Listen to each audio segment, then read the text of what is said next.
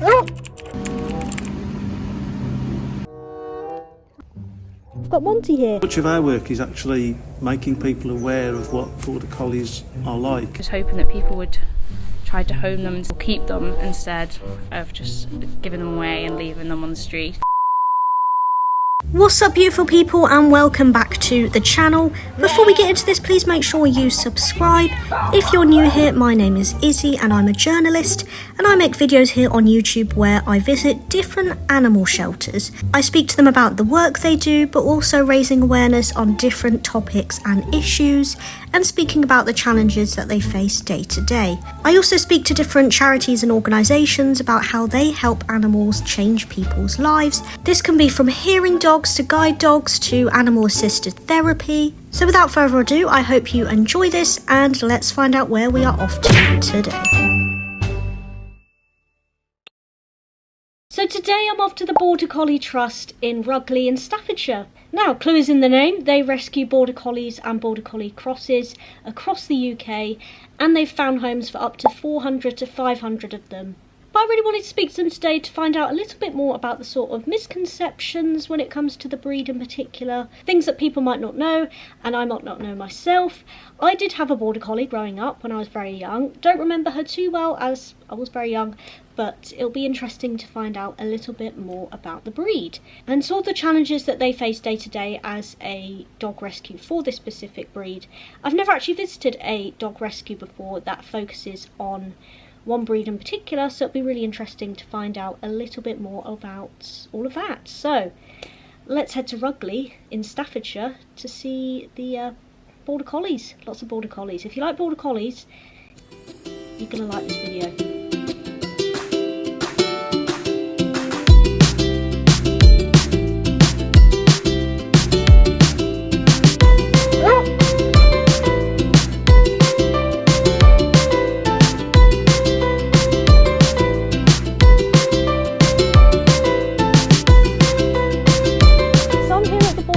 Trust, and I can't wait to find out a little bit more about the work they do. And I've got Monty here, so I'm going to find out a little bit more about his story as well. So yeah, let's go and find out a bit more.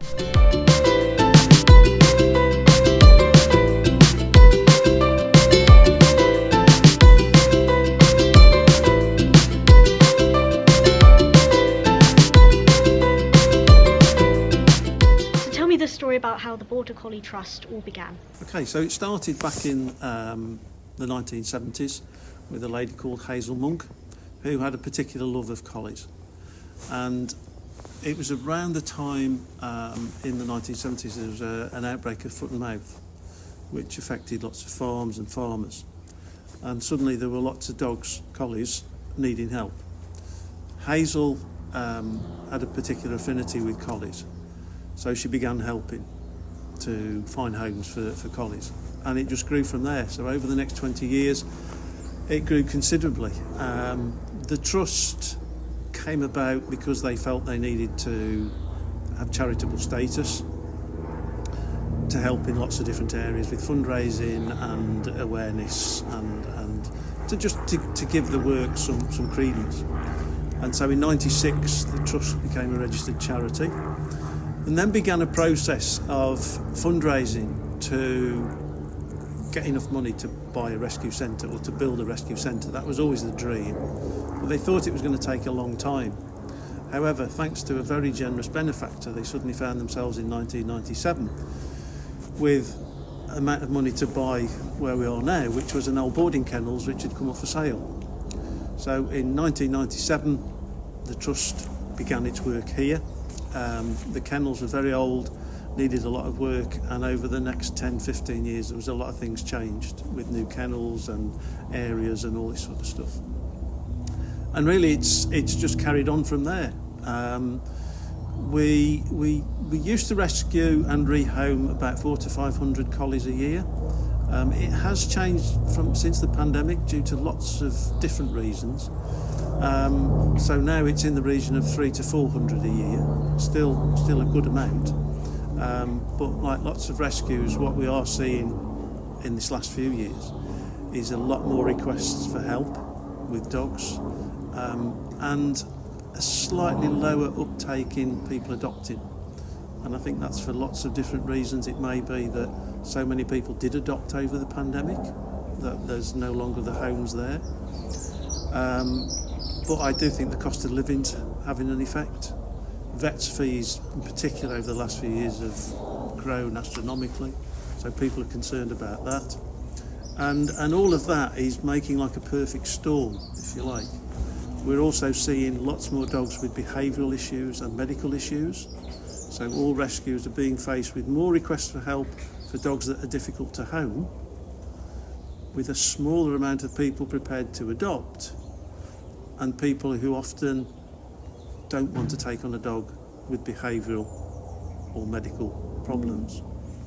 So this is a challenge that we're not alone in this. We are all facing this difficulty in finding homes for so many dogs. And what is it you stand for here at the Trust? Well, we rescue and reown Border Collies and Collie Crosses, and but much of our work is actually making people aware of what Border Collies are like.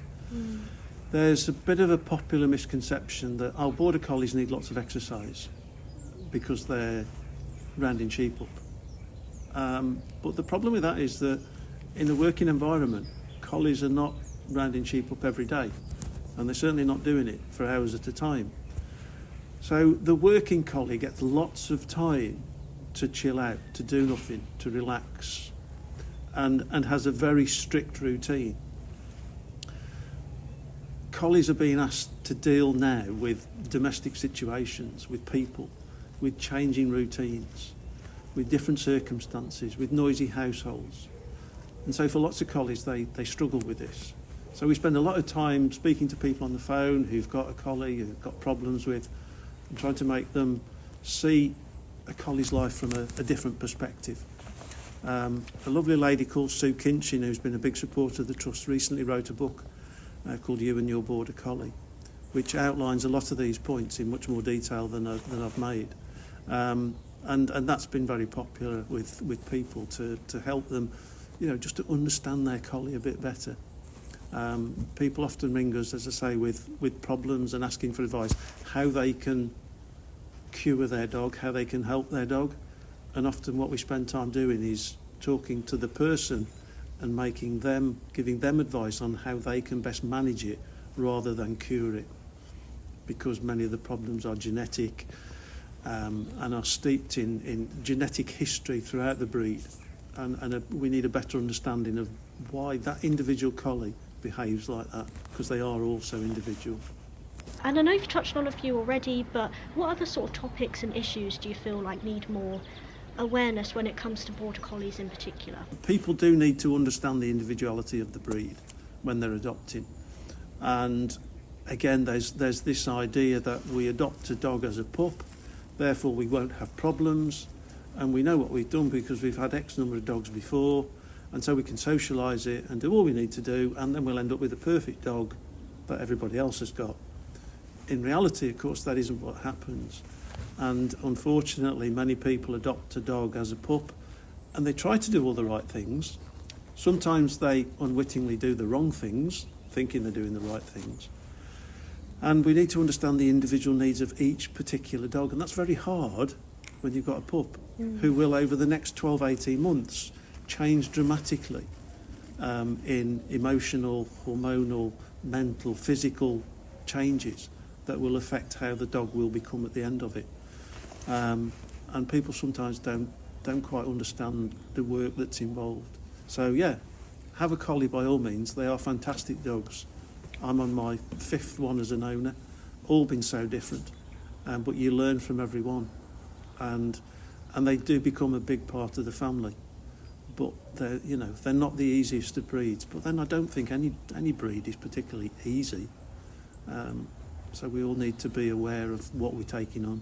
And finally, what are the hopes for the future here at the Trust? To carry on doing what we're doing. We hope to be here a long time. There's no reason to think we shouldn't be. We have had quite a traumatic few years because of the effects of HS2, which was going to affect us quite severely. And then, of course, that was cancelled. But in the meantime, because HS2 were not prepared to assist us in relocating, we brought a field opposite which now transpires we perhaps didn't need to do that, but we now have more land anyway, so that's a good thing. But yes, you know, the world is a strange place at the moment, and I think you never know what's going to happen around the corners, but you just have to be prepared as best as you can.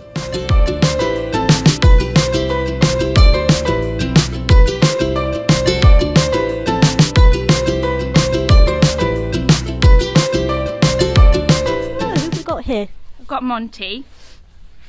And how did Monty end up at the shelter? So he was found in Ireland as a stray, and we work with a few rescues over there to help out to get some collies some more homes, and he was brought over to us from Ireland, weren't you, little man? In Ireland they have a lot of failed farm dogs, and Monty could have come from anywhere in that background. He could have either been a failed farm worker, or he could have just a breeder gone wrong as such.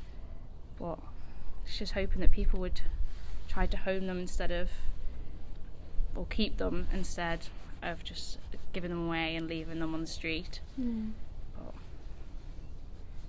you're a sweet boy, aren't you, Monty? He's so lovely.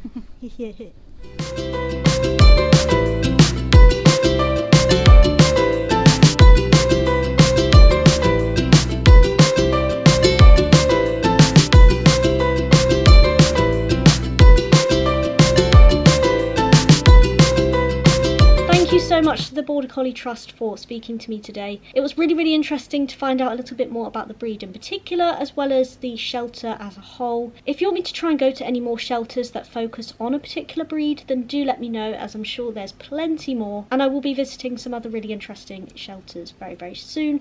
So do stay tuned. If you like these sorts of videos, then do give it a thumbs up and hit the subscribe button. It really means a lot. And I shall see you next week and find out where we're visiting next.